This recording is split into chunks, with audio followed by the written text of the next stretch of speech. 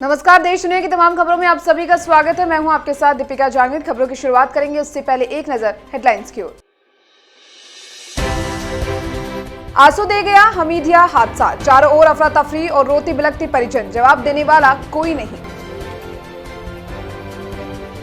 भारतीय यात्रियों के लिए अच्छी खबर, अमेरिका के बाद ब्रिटेन ने भी कोवैक्सीन को दी मंजूरी, अब सेल्फ आइसोलेट नहीं होना पड़ेगा। गडकरी ने दिया भरोसा, 2 साल बाद सस्ते हो जाएंगे इलेक्ट्रिक व्हीकल, पेट्रोल डीजल की गाड़ियों के बराबर होगी कीमत। एमपी में भाजपा प्रभारी का विवादित बयान, मुरलीधर बोले हमारी एक जेब में ब्राह्मण दूसरी में बनिया, कमलनाथ ने कहा सत्ता का अहंकार बोल रहा।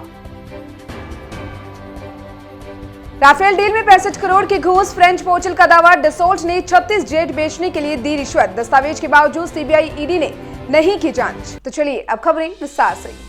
भोपाल के हमीदिया अस्पताल में सोमवार रात मौत का ऐसा तांडव मचा जिसे मरीजों के परिजन कभी नहीं भूल पाएंगे। यहां कमला नेहरू बिल्डिंग की तीसरी मंजिल पर लगी आग ने 4 बच्चों की जान ले ली। यह बिल्डिंग हॉस्पिटल का ही एक हिस्सा है। जब हादसा हुआ तब लोगों के पास रोने बिलखने के अलावा कुछ नहीं बचा।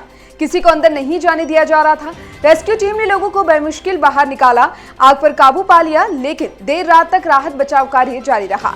जिस पर चिल्ड्रन वार्ड में आग लगी उसे नई बिल्डिंग में शिफ्ट किया गया और वहीं लोगों को स्ट्रेचर से बाहर निकालकर दूसरे अस्पताल में शिफ्ट किया गया था। भारत बायोटेक की कोवैक्सीन को जल्द ही यूनाइटेड किंगडम यूके अपनी अप्रूव्ड कोविड-19 वैक्सीन लिस्ट में शामिल करने जा रहा है।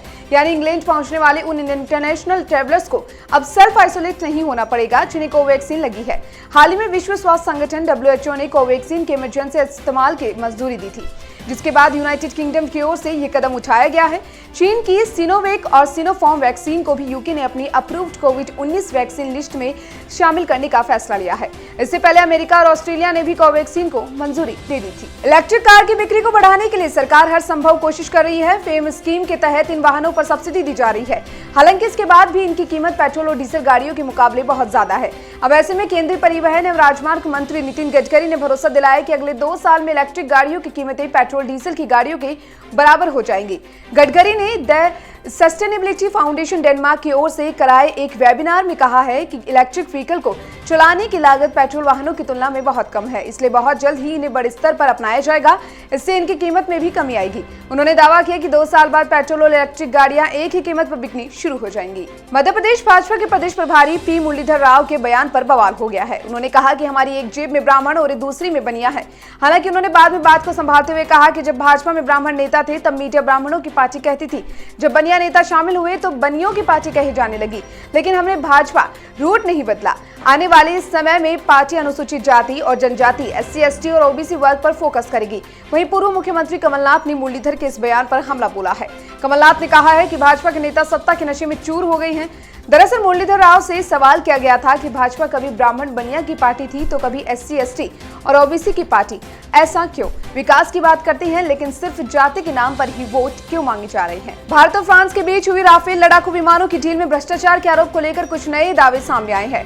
फ्रांस के पोर्टल मीडिया रिपोर्ट के मुताबिक फ्रांसीसी विमान निर्माता डसोल्ट ने भारत को 36 राफेल लड़ाकू विमानों की बिक्री को सुरक्षित करने के लिए एक बिचौलिए को 7.5 मिलियन यूरो 65 करोड़ रुपए का कमीशन दिया। वहीं भारतीय एजेंसियों ने डॉक्यूमेंट्स होने के बावजूद इसकी जांच शुरू नहीं की। पोर्टल का कहना है कि SBI और ED के पास अक्टूबर 2018 से सबूत मौजूद है कि डसोल्ट ने राफेल जेट की बिक्री को सुरक्षित करने के लिए सुशेन गुप्ता को रिश्वत दी थी। इस कथित भुगतान का बड़ा हिस्सा 2013 से पहले किया गया था।